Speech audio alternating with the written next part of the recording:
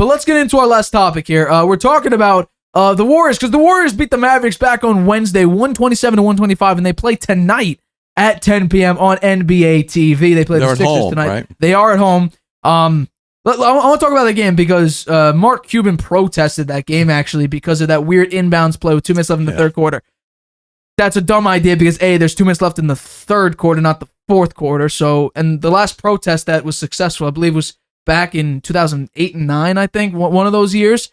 So I don't know why you're doing that, but this is the first. That's just Mark Cuban. That's who he is. Hey, Mark Cuban's got to check his own team first because Luka is complaining every single time Luka gets touched. He's like, "Oh, ref, that's a foul." He also did saying that the ref got paid off. I think the NBA will actually fine him, potentially suspend him, because I don't think the NBA likes that. But let's get into this question, where the Warriors won back-to-back games for the first time since late January. Yeah. And this is the first time this season. Back-to-back on the road. Back-to-back on the road.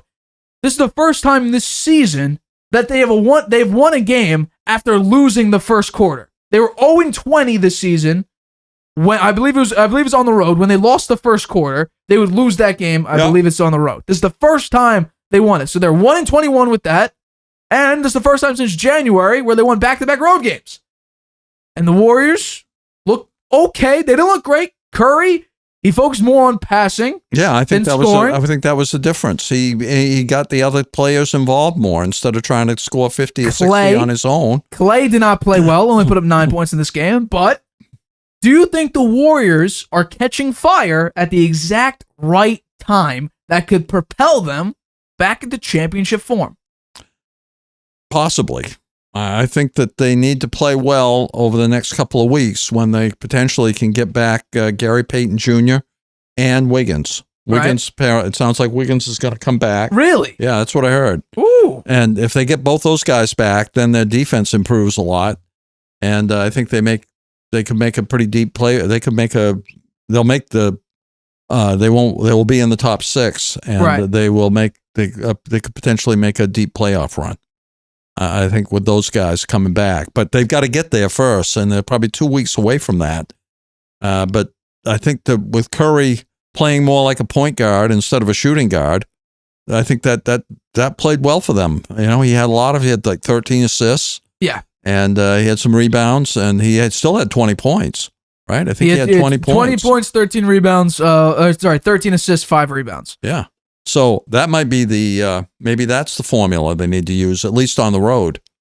They seem to be able to win pretty easily at home. It's just a question of, can guys hit their shots? Because you had a guy like Jonathan Kuminga go 9 of 11 from the floor. How many times are you going to see that? Jordan Poole shot about 50%. He shot 6 of 13. Yeah, well, Curry got him the ball with open space, so they had open shots, and they were able to knock them down. The Warriors missed some of that, and you know what? The Warriors did not play great. Klay Thompson only scored 9 points. He shot 1 of 4 from 3. It's 25%.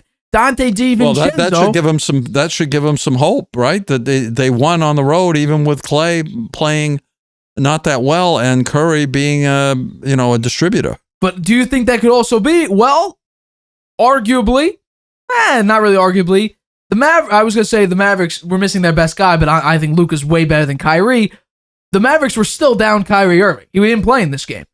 I think Kyrie could have made a big difference here because the Warriors on the road don't play great defense. Actually, the Dallas hasn't played that well with both those guys playing. Losing record since that. So that might not have made that big a difference. But Luka shot 27 times in that game. 27 shots. They made 11 of those. He went 2 of 10 from 3. Not a great 3-point shooter. No. Not a great, but if Luka... How many assists did he have? He had 17. 17 assists? 17 assists. Wow, and he took 27 shots. Took 27 shots at 30 points. So the efficiency is not really there. 30 points on 27 shots, not really great efficiency-wise. No, but if he had 17 assists to go with it, that's not so bad. That's really, really good. But I'm going to say, they play tonight. Is Kevon Looney or Draymond Green going to match up against Embiid's physicality? I said back on Monday, or was it on Friday? Embiid could drop 45. You know what? Probably not. But they're playing at home, and they play well at home. They do. They have one of the best home records. And I don't think the the surrounding cast for Embiid is that great. So James Harden did not have a great game recently. Embiid could have a fantastic game. They still could lose. And they did lose, I believe, in fact, they probably try a little bit to stop him, realizing that they're not going to really not shut him down and focus on the other guys. Maybe. Because that's actually what the Celtics did with Giannis in the playoffs. They said Giannis is going to drop 40. We already know that. Let's not get Drew Holiday or Brook Lopez, any of these other pieces. Let's not let them get hot. And so that's basically what they did. So maybe that is the case, but I'm going to say it again. No, the Warriors are not going to perform well. The standings are up here. This is their saving grace. The West is wide open for any team.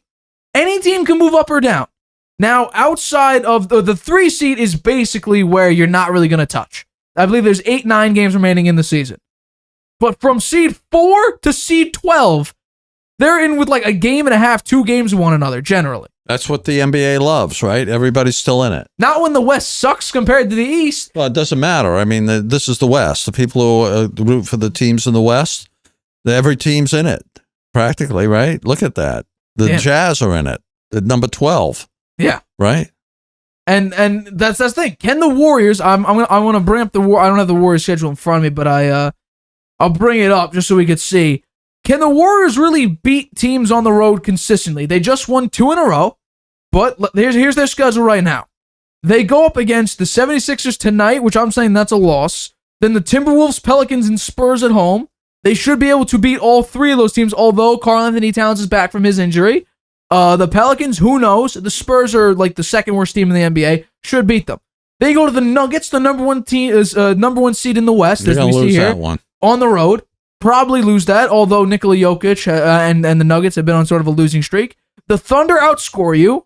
Then you're going up against the Kings, who have one of the most explosive offenses, but they don't play defense. That's on the road. So can you outscore one of the highest scoring teams in the league? And then you got the Portland Trailblazers, who are at least the third. What seed are they? They are the 13th seed. What's their record? They are 32-40. Yeah, so they're not going to. It's probably these 12 17 teams. 17 and 18 at home. I think these 12 teams are the ones. Obviously. Right? Yeah, and there may be some reshuffling in the some of the seedings there. The Trailblazers are 3 games out from the 12th spot, so I do think it's going to be this bundle of teams that are going to be a part of it. The question is who gets into that 10, 9, and 8, 7 seed. The Lakers are in there now. Hey, we said the Lakers should be, at least this season, we said the Lakers should at least be in the play-in. Is LeBron, is he coming back soon? There is a report that says LeBron will probably return for the last week of the season. So he'll play, 2-3 games? Maybe. But the question is, though, how will he fit? I think that's a serious question. Austin Reeves is going off. Austin Reeves is actually exploding. He was undrafted second-year player this year. He's been playing great the past week and a half, 2 weeks.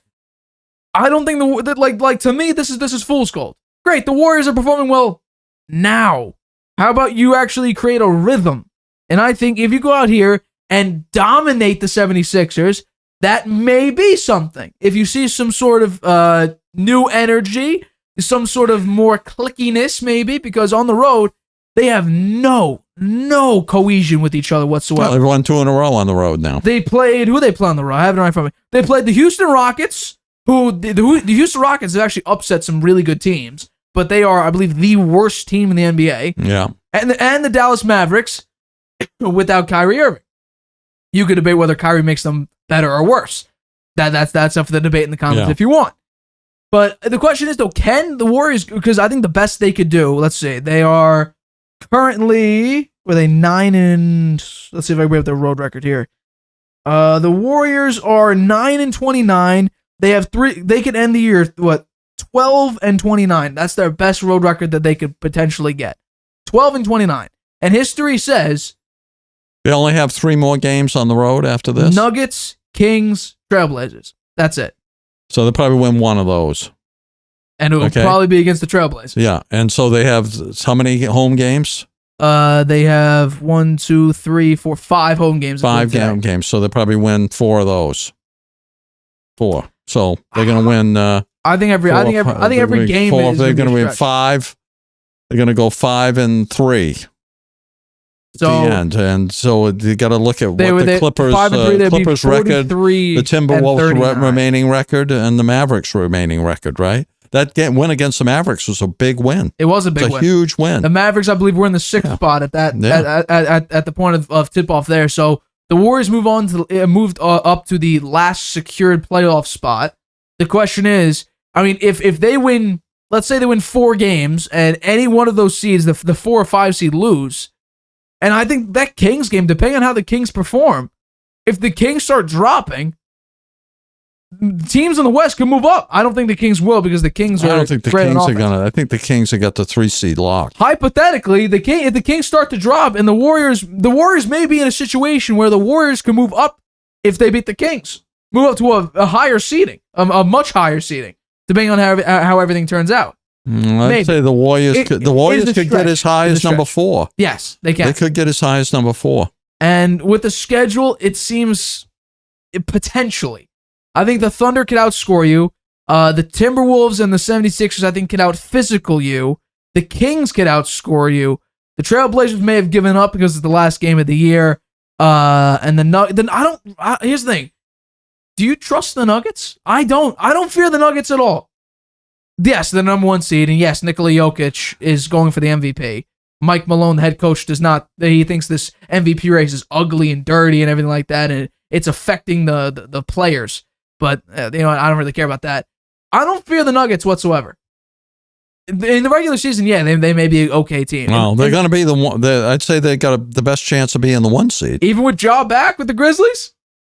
Yeah, well, it's 3.5 games, and there's only 8 to play, right? 8 or 9 to play. 8 or 9 to play, yeah. That's a lot to try to make up with that fewer games. Right. So I'm saying the Warriors. This is just fool's gold. I'm not believing this. You don't believe in what? I've been the Warriors at most times a big supporter of the Warriors, and what I saw this year gives me. It's like the Patriots this past season.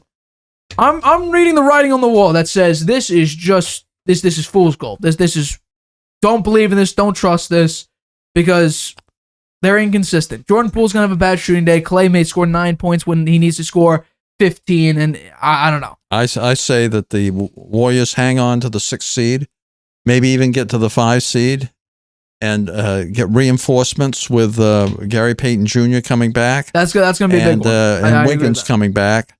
It lets them to at least win their first playoff series, I think. Get into the 2nd round. I don't know beyond that. I'm going to bring this up one more time, but if the playoffs started now, they would be playing, what is it, the Kings. They are not beating the Kings in a 7-game series. There is zero chance. With Wiggins and Gary Payton Jr. The thing is, though, I don't think Wiggins is going to come back. He's dealing with it. It's still a serious issue. I heard he might come back. I'm not trusting that. They allow the 25th most points in the league. They're 25th in points allowed this season. And they are 19th in defensive rating. And they're going to need to slow down I'm going to bring up, well, let's see what the Kings' offensive rating is. I'm curious. First, and they're first in points per game. So the number 1 scoring team in the league. They're going to need to slow them down. Yeah. Well. I don't trust it. I don't trust it at all. But I do think this wraps up this episode. Did the Kings even make the playoffs last year? No, I think they've been on they don't have any experience playing. I think they've been on like a 17-year playoff or something like that. All their players have lots of playoff experience. Won the NBA championship last year. Right. That is a factor in it. What's crazy is I'm looking at this right now. The preseason odds to win a championship for the Kings, plus 50,000. I honestly, I think, hey, if the Kings make a run, some people made a lot of money if they bet this. Plus 50,000 preseason odds to win the championship. Hey, good for I'm proud. I'm happy for the Kings. The Kings have been like the joke of California because you had the Clippers and the Lakers and the Warriors, and the Kings were kind of like they're like, hi, how you doing? So the Kings doing well. Good for them. About time they did well. Hi, everybody. Thanks for watching. Make sure you subscribe here to get the latest from the show. Also, if you want to check out the full episode, make sure you click the I in the top right-hand corner right now. If you want to listen to this show anywhere you go, make sure you go to anchor.fm/The Harvey Hour or anywhere you get your podcasts.